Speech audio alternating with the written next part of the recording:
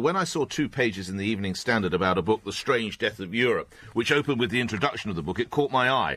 As I read that feature more, and I won't pretend I've read the whole book, but I have leafed through the book, I realised this is something that I wanted to share with you. I don't often do books, as it's called, but this is definitely one worth doing. The Strange Death of Europe, Immigration, Identity, Islam, written by Douglas Murray. Now, Mr. Murray is associate editor of The Spectator, writes frequently for other publications, including the Sunday Times.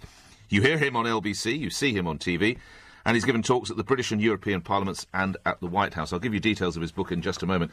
Good to see you again. We've spoken in the past. I know you well enough to call you Douglas. The intro, Europe is committing suicide, or at least its leaders have decided to commit suicide. Whether European people choose to go along with this is naturally another matter. What are you driving at? This is fairly inflammatory, and there's Islam on the front cover of the book. Well, it's, first of all, it's very good to be with you, Nick. Good to see you. In person.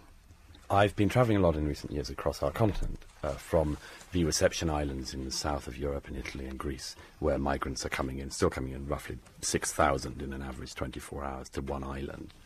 And I've been following that story up. A lot of people don't bother following the story up, but following it to suburbs of German and French cities and bits of Scandinavia, and seeing what actually happens. And I think it's a catastrophe, and I think it is vastly understated by our entire political class. And in this country, you know, we have a sort of strange debate about this. People say, you know, we don't talk about immigration enough. That's not quite true. What we don't do is talk seriously enough about it. We occasionally in this country have a big flare-up about, for instance, the Calais camp, understandably. And every time that happens, various people say, why don't we let in the people in Calais? Ordinarily, there's about 6,000 people in Calais. 6,000 people, as I say, come in roughly every 24 hours to one island. And so we fantastically underestimate the scale of this challenge. People on the right sometimes think it's incredibly easy to stop. You know, you could simply stop the boats coming or something like that. And that's a mistake. People don't realise the huge complexity of that. And people, broadly speaking, on the left have this fantastical mistake of thinking, oh, once they're in, they'll become Europeans. And what's the truth? The truth is that that's very unlikely.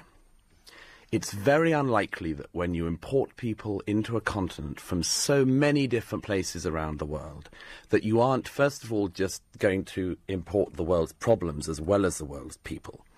And secondly, that they will become sort of liberal-minded Europeans. I give a lot of evidence in the book from polling, observation, statistics, to show that there might be a quite different future in this, that instead of, as it were, Europeanizing the world, that Europe becomes more like the Third World.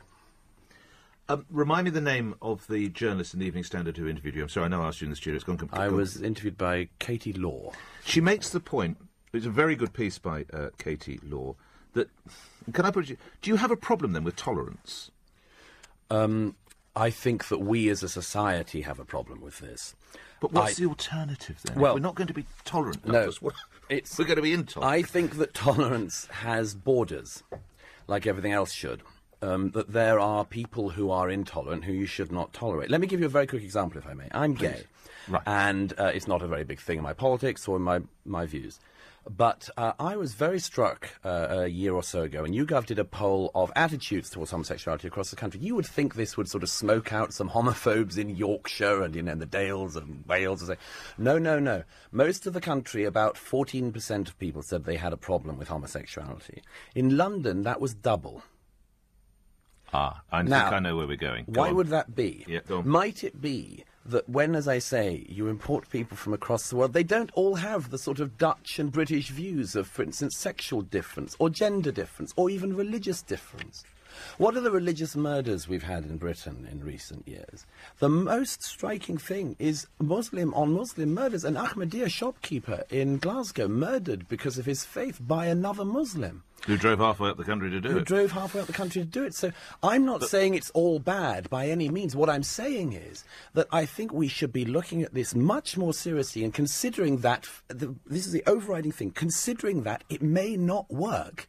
We are trying to do something historically fantastic. But what's the alternative, Douglas? The alternative... Literally, razor wire fences. No, the first thing is the thing that publics across Europe are all begging their governments to do. Just slow it down. How can you?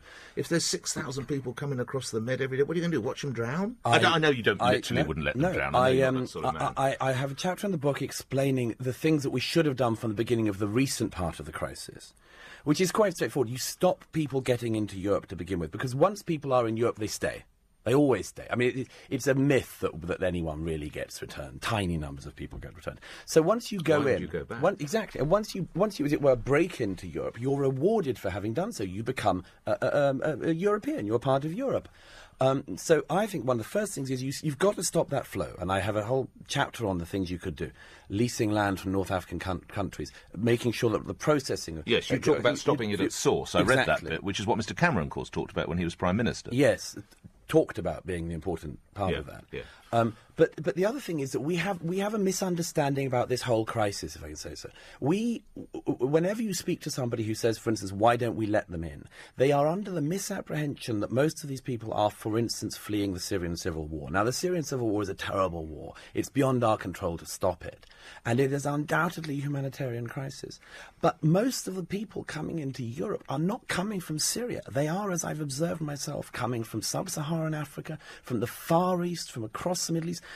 When people say, well, if we solve the Syrian civil war, what's your plan for Eritrea or Nigeria or Chad or any of the other places that people are coming from? Nobody can answer that. And so the key thing is that we're not doing the world a favour by implying that they can come in. But there is a school of thought that one of the ways to defeat ISIS, and there is an argument that ISIS is anyways being pushed back, is that they had this culture of hatred, that Europe hates you. And the fact that actually Europe doesn't hate you, Europe is quite welcoming, particularly if you look at Angela Merkel and her policy, that was a way to defeat the ISIS ideology. I've read that. Now, you might totally disagree with it, but I put that to you at least as another way of seeing what Merkel was trying to achieve. If that was what she was trying to achieve, then she'd have to take the bad with the good, wouldn't she? And accept then on her conscience the people mown down by a truck in Berlin in a Christmas market before Christmas. She'd have to take onto her own conscience the first suicide bombing in Germany in 2016 outside a wine bar in Ansbach. She'd have to take on her own conscience the ISIS axeman on a train who ended up brutally hacking at a family actually of Chinese tourists in Bavaria. She'd have to take all these things on board, and then she should turn around to the German people and say, I'm playing a very long game, and you're just going to have to put up with a lot of suicide terrorism and a lot of bad things in the meantime, but it'll turn out all right in the end. And as I say, again, maybe she's right. But if she's wrong, and I think she's wrong, then she is screwing up an entire continent. So you talk immigration identity in Islam. I mean, the Islam part is not necessarily fair, then, for those who are all coming from sub-Saharan Africa. Isn't that right? It's just an inflammatory word to put on the cover of your book, Douglas, because you know it's going to attract attention. No, not at all. I put it there because I think it's the hardest bit of this issue. Europe and our country, I mean Europe as a whole, as a culture, it is... has boundaries and has borders and has a past. Now, one of the things about that is we are able to integrate people. My view is we can integrate people into that culture as long as it happens slowly and as long as the change is not too radical. Now, I think that one of the hardest bits of this is not actually it's not easy for a Nigerian Christian to move to the UK. It is, I would argue, harder for somebody of an Islamic background to integrate into Britain. And this, I think this is perfectly obvious.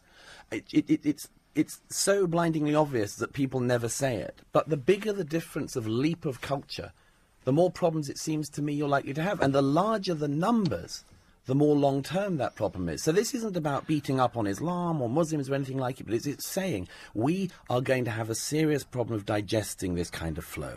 So has multiculturalism been a total failure? Should we not even try to explore it? Well, everybody says it's a failure. In one chapter of my book, I explain in 2010, the German Chancellor, Angela Merkel, said it was a failure. Nicolas Sarkozy said it was a failure. David Cameron said it was a failure. And then 5 years what later... do we do then? Well, 5 years later, they opened the borders of Europe for it. So if it was working so badly in 2010... But I'm a Sikh, can I come to Britain, or I'm a Muslim? Am I allowed to practice my faith? Of course. Right. Of course. Right. The first thing, I come back to the first thing. So it's monoculturalism? No, I come back to the first thing. The first thing is to slow it down. It has to be slowed down. There is no way that countries like Germany can take in 1 to 2% of their population in addition every year and remain stable democratic societies. They are, and they are starting to realise that. But why, instead of making these mistakes, don't they consider them before they make them? We've almost come to the end of our time, and you did graciously say you're going to take calls. We must get at least one call in. Zainol is in Crawley. Zainol, you're through to the author of this book, Douglas Murray. Go ahead, Zainol. Hello, Mr. Murray. My Hello. question is, you haven't addressed the question of our interventions in those countries. We attack Libya. French are attacking in West Africa. We completely ignore the fact that the reason why many of these people are leaving is because their countries are destabilized by our foreign policy. I'm so glad you asked that question, and it's a very important one. Our foreign policy undoubtedly can have a very bad effect on this, but it is not, in fact, the cause. And let me just explain what I mean by that. In migrant camps last summer, for instance, I was speaking to people who had fled Bangladesh. A lot of people who fled Bangladesh and Burma. I could name you any number of other countries that this country, and indeed our allies, have no involvement in. I mean, we have no involvement in Eritrea, and there are a lot of Eritreans coming into Europe. Bangladesh, we have, perfectly working diplomatic relations with. Pakistan. Huge numbers of the refugees come from Pakistan. This country is close to Pakistan. We have a lot of people of Pakistani origin in this country, and they still come. We are not meddling in Pakistani politics or in Burmese politics or in Bangladeshi politics, and still they come. So I agree that it is a very important question to look at, and we should certainly think, are the things we're doing going to make this worse? But we also have to consider that the Syrian civil war, as I say, which I started with, as I say, which is not the major component of this migration, is something which this country has had no involvement in. And so we have this problem. The world is coming to us, some of it because of our fault, but most of it not. And we, I think, have to be very careful not to simply blame ourselves for the problems of the world. We're going to go to travel a minute late. If you're stuck on the motorway, I apologise. We're going to take one more call briefly and one more brief answer, if you would, Douglas. James, thank you, Zainol. Sorry, sir, thank you. James in Barnes, your question as briefly as you can to Douglas. Go ahead, James. Thank you, Douglas. Very, very good to hear you. I would like to just put this metaphor to you, and it includes the last subject on the programme. I would say that Western liberalism has become the gateway drug for the extreme left dealers. And I think, there is the road to hell being paved with good intentions has made an awful lot of very plausible people become extremely gullible. Quick response, if you've got to keep it fairly tight, Douglas. I like the metaphor. I use a similar one. There's a whole chapter in my book on guilt and the way in which we use guilt. And I say that guilt and the tyranny of guilt is something which people in the West are getting high on. And they get carried away with it, and they think if they are guilty of everything and the world is guilty of nothing, then the world will forgive them. And I think all what will happen is they'll discover this is a mono-generation